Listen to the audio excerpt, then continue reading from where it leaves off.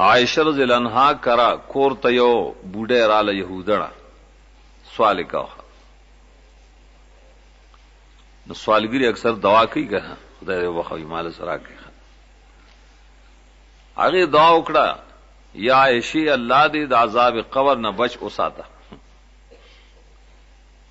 مال خو سره که خیراتی. عائشہ یې خو هغه وخت کې غل شوم. ورستو چې کله رسول الله صلی الله علیه وسلم راغی ما تاسو کو جداسي یو يهودانه بوډه راغلی و. هغه وی چې الله دې د عذاب قبر نه بچ اوساته. نه عذاب قبر شتا دا اطلاع مثلا نو معلوم اول د اسلام ناغه پوهه کو په تفصیل چې عذاب القبر شته کا دا خو عقیده زمون سخلق اوس داسم پیدائشی چې عذاب قبر نه مانی ودا لفظ به ضرور مانی دا چې نه مانی خود حدیث به منکر عذاب القبر. باقی دا شکونه پیدا کړي چې قبر کې ټول خلق نه خخی کا سوق بریوبو کې لاړ شي سمندر کې لاړ شي سوق گیدړان وغیرہ او خوري وای بس دا دوا توجیه علما کړي. یو خدای عذاب القبر هغه قبر چې الله تعالی د لپاره مقرر کړي کده خور قبري او کده خور نه بلکې د حیوانات او خېټو ته تلی زریشي کار سي. دونه عالمي دا حدیثونه روح سره به هم معاملې یقیني معاملہ او د عذاب او ثواب هغه سره چې کوم ځای الله ساتي هغه ته پته او بدن کې الله تعالی قادر دی چې ذره ذره د بدن سيو ځای پرتی سبل ځای او الله پای کې دا احساس پیدا کوي او عذاب ور کوي. الله د قدرت نه خلل نه هغه تفصيلات باندې الله بیا خپوي چې څنګه عذاب ور کوي.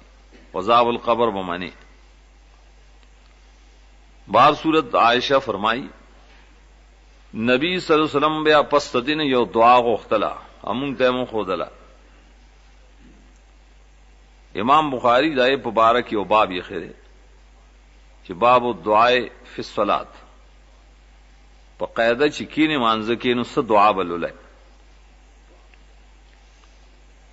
نمون ته خصاصانه مخ کې مشرانو خوله چې بس دعا ربنا اللهم ربنا آتنا فی الدنیا حسنه وفي الاخره حسنه وقنا عذاب النار. دام ډیر جامع دعا حدیث کې راځي جامع دعا چې الله زم دنیا کې موږ له حسنه راکې دنیا کې حسنه سي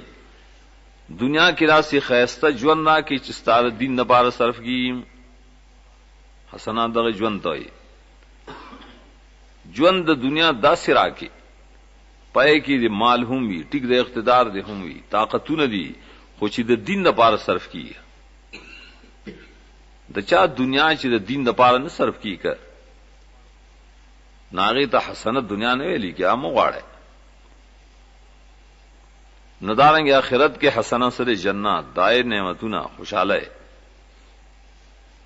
او بچو ساتمو یا الله د اور د عذاب جامع دعا ده لستری حدی من نری مانځ کې لولې آخر کې لولې بار لولې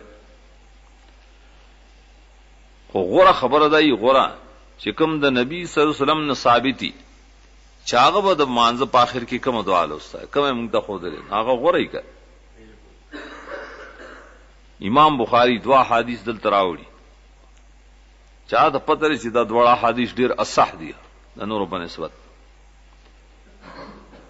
یو کی ویلی دعا په آخر کې د مانځ په آخر کې نبی صلی الله علیه وسلم دا خو درې په خپل به عمل وستلا اللهم انی اعوذ بک من عذاب القبر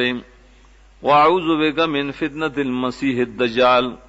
واعوذ بک من فتنة المحیا وفتنة الممات اللهم انی اعوذ بک من المعصم والمغرم